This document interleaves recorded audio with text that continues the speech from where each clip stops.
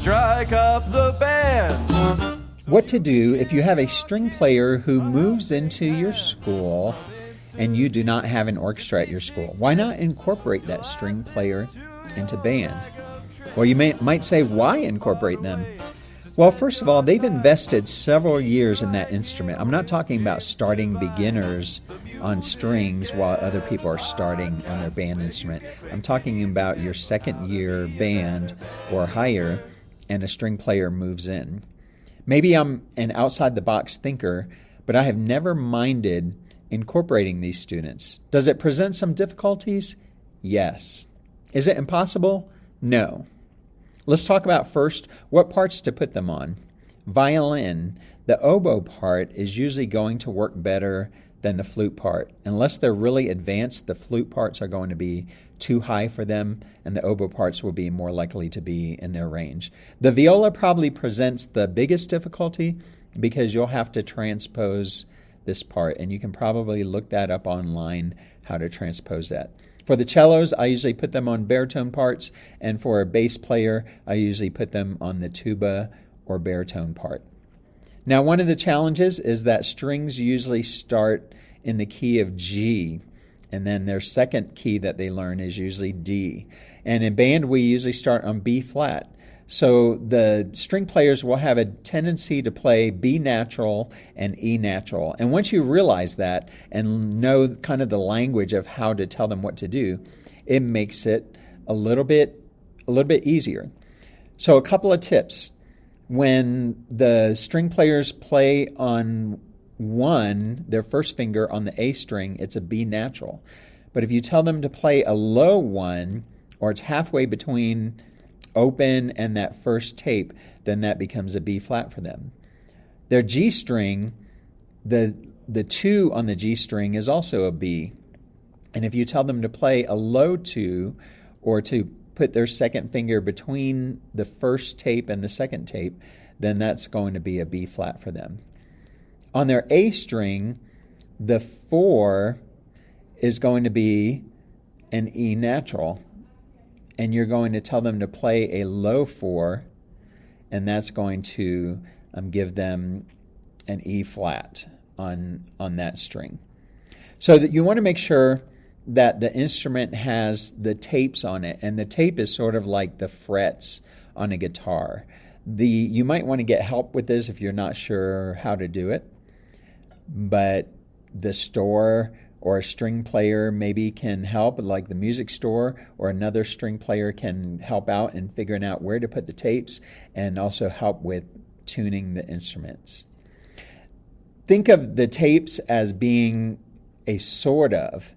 They're not exactly like frets because there's not really an exact marking. Or think of it more in terms of trombone. Although we have the trombone positions, it's not an exact science, and it's more of attuning your ear to the proper intonation. And other things that affect it is kids who have beefy or thick fingers are going to sound different, even though it seems like their fingers are placed in the same area. So just realize that too. And sometimes the way they tilt their fingers can make a difference in the tuning as well. Think of their bow as being like their air. There needs to be some bow pressure. And if you're a string player, please don't judge me on this.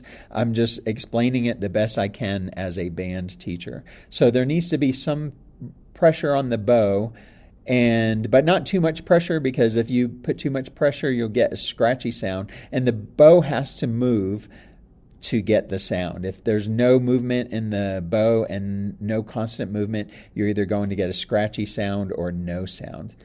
A faster bow equals more vibration of the strings and usually represents a little bit louder, as does a little bit higher pressure. Something I've learned also, kind of in the development of string players, is the string players, the learning curve is much slower at first, and then they have a jump. And I'll give you an example. When I've had second and third year string players come in to, like maybe a third or fourth year string player would be a more appropriate example, come into a second year band group, and it doesn't seem like they're as advanced as the band. But what I noticed when I taught at the high school, I had students who made all-state band and students who made all-state orchestra.